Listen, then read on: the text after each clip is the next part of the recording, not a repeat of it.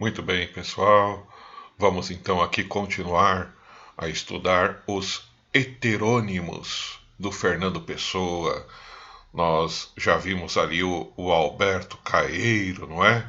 O poeta da simplicidade e da natureza, o poeta que não tem problema de crise existencial. Para ele, a vida é muito simples e natural. Pois agora vamos ver esse outro heterônimo aqui do Fernando Pessoa, o Ricardo Reis. Põe aí o nome dele aí nas suas anotações. Pois qual que é a temática do Ricardo Reis? O Ricardo Reis, ele é chamado de o poeta horaciano.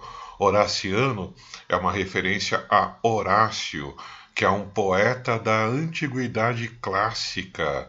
E é aqui, pessoal, que aparece, portanto, a temática da poesia do Ricardo Reis. Ricardo Reis é o poeta que vai se inspirar na cultura da antiguidade clássica, a Grécia antiga, a Roma antiga e toda a vasta cultura dessa antiguidade. É ali que ele vai beber na fonte, ou seja, ele vai se inspirar, tudo bem?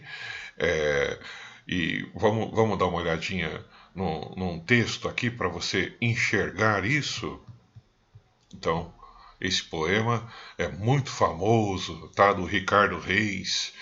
Ele fala numa linguagem muito coloquial e por isso é modernismo, né? Ele fala: Vem sentar-te comigo, Lídia, à beira do rio. Veja que tem a paisagem bucólica. Lídia, o nome dessa mulher, é um nome latino. Então, só o fato do nome da mulher aí ser Lídia já é uma referência à antiguidade clássica, tá? E aí ele fala: sossegadamente fitemos o curso do rio, né? E aprendamos que a vida passa e não estamos de mãos enlaçadas. Enlacemos as mãos. Você conseguiu perceber qual é o tema da antiguidade clássica que está sendo retomado aqui pelo Ricardo Reis? Veja que ele está dizendo que a vida passa e não estamos de mãos enlaçadas. Vamos enlaçar as mãos.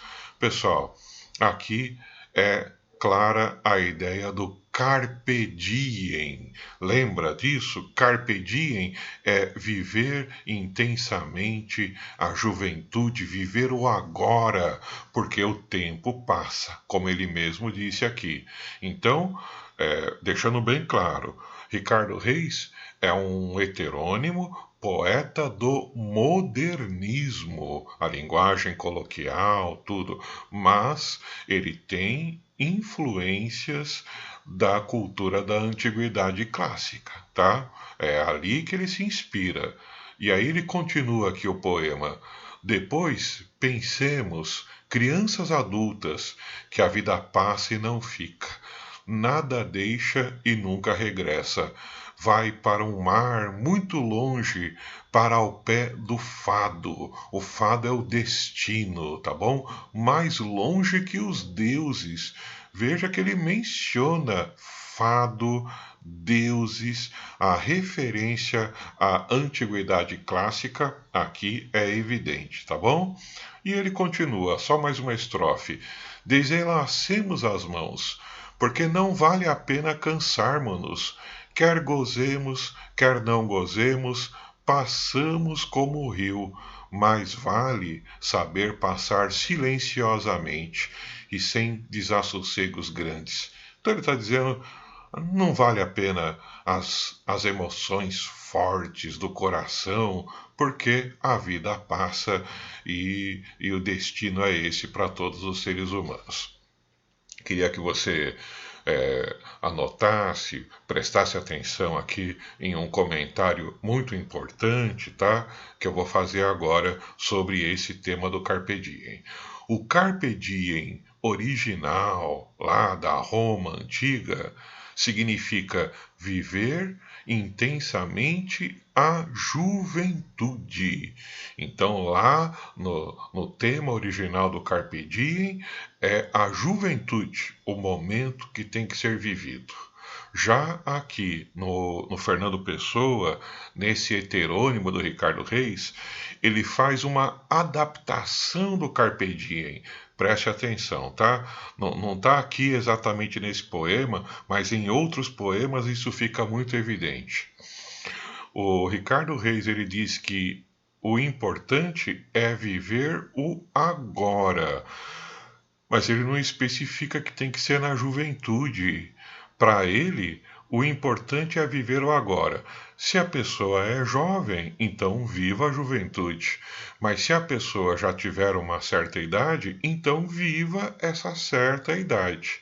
Então, é como se ele falasse: quem é velho não pode ficar vivendo do passado, das lembranças do passado, tem que viver agora. E quem é jovem não pode ficar imaginando o que vai ser o futuro. Não, o jovem tem que viver agora, tá?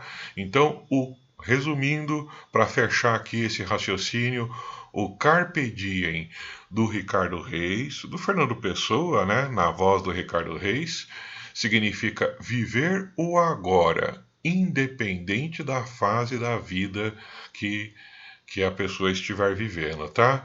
Tem lá um poema do Ricardo Reis que ele menciona o amarelo das folhas no outono. Na Europa, essa estação do ano, o outono, ela é mais evidente, né, do que aqui no Brasil, né? E você já deve ter visto, ou ao vivo, ou em foto, uma imagem de uma árvore, as folhas de uma árvore no outono.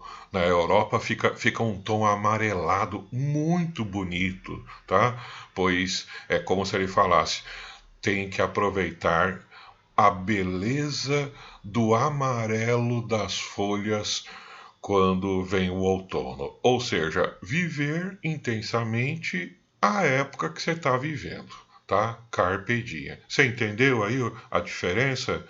Muito bem. Outro heterônimo de Fernando Pessoa é esse, o Álvaro de Campos, o engenheiro Álvaro de Campos. Eu falei para vocês que o Fernando Pessoa ele criava até a biografia, né, dos seus heterônimos. Lembra que o Alberto Caeiro era um camponês, não é? E tem a ver com a poesia dele, natureza.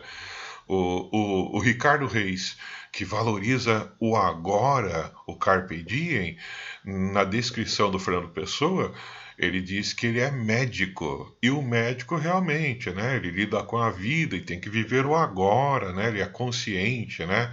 De que a morte existe e tudo mais. Combina já aqui o Álvaro de Campos, esse heterônimo, na descrição do Fernando Pessoa, ele é um engenheiro e também tem a ver com a poesia dele, tá? Anote que o Álvaro de Campos ele vai por duas vertentes na poesia. Anote que isso é importante, tá? O futurismo, pois tem aí o Álvaro de Campos futurista. E você se lembra que o futurismo exalta a modernidade, a tecnologia. Ó, o cara é um engenheiro, né? Na criação do Fernando Pessoa. Combina bem, né? O futurismo com isso. E a outra característica é mais famosa, aparece mais, tá? É um extremo pessimismo. E aqui eu vou passar para vocês uma palavra para vocês anotarem que é niilismo. Anote aí, tá? É com N de navio e dois is. Niilismo seria o significado a descrença em qualquer coisa. O que é uma pessoa nihilista? É a pessoa que não acredita em nada, não acredita em Deus, não acredita no ser humano, não acredita na ciência, na filosofia. Ah, então você não acredita em nada? Ah, não, então você é nihilista. E o Álvaro de Campos, pessoal, ele tem essa característica. Então, a sua poesia, essa poesia nihilista, extremamente pessimista, é pesada, tá? É difícil de ler porque o tema é pesado, tá bom, gente? Olha um exemplo aqui, ó. Tem esse poema, né?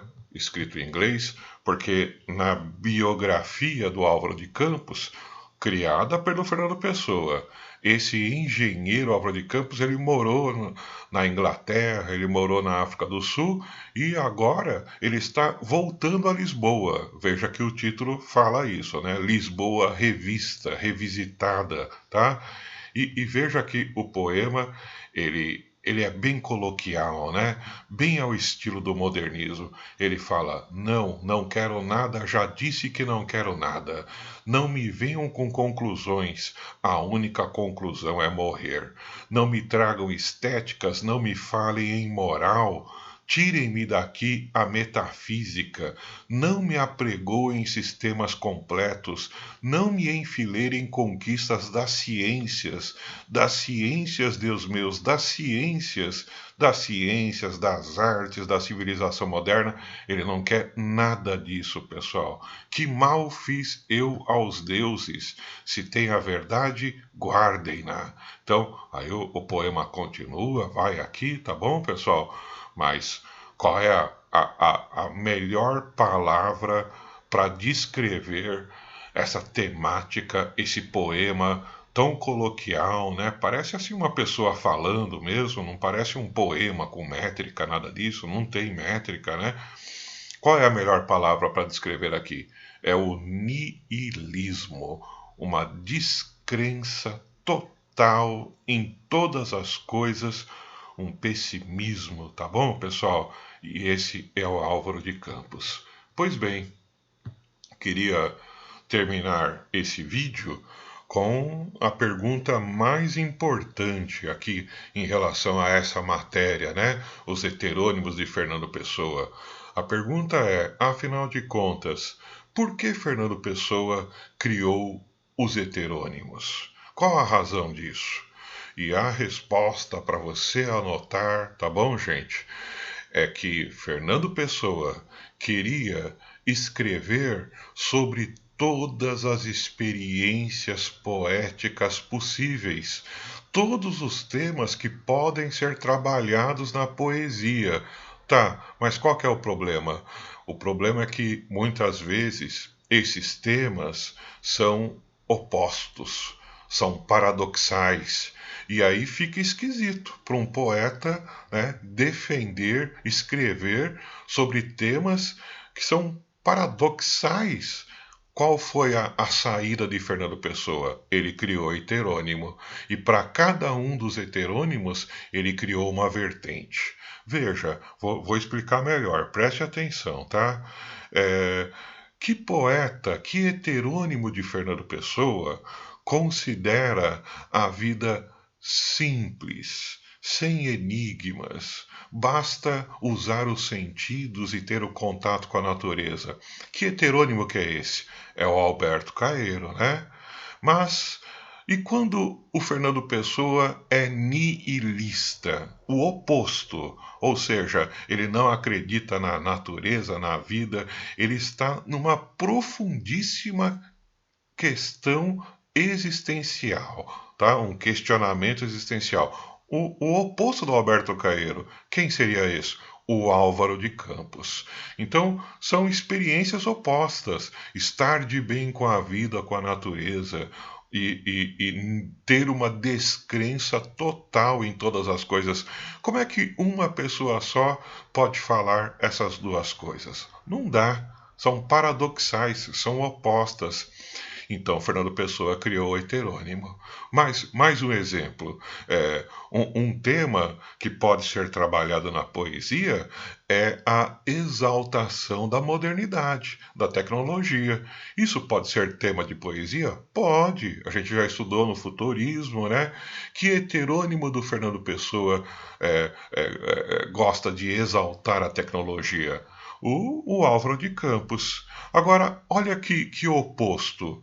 Tem um outro heterônimo dele que, ao invés de exaltar o moderno tecnológico, ao contrário disso, ele vai lá para o passado, ele vai lá para a Grécia, ele vai lá para Roma antiga, completamente oposto, né? Que heterônimo que faz isso? O Ricardo Reis. Então, uma coisa é você exaltar a tecnologia moderna. Isso pode ser tema de poesia? Pode. Outro é uma poesia inspirada na cultura dos gregos e dos romanos. Isso também pode ser poesia? Pode. Só que uma mesma pessoa trabalhar com temas tão opostos é estranho, é paradoxal. O que o Fernando Pessoa fez? Criou heterônimos. Tudo bem, pessoal? Vocês entenderam? Então é isso.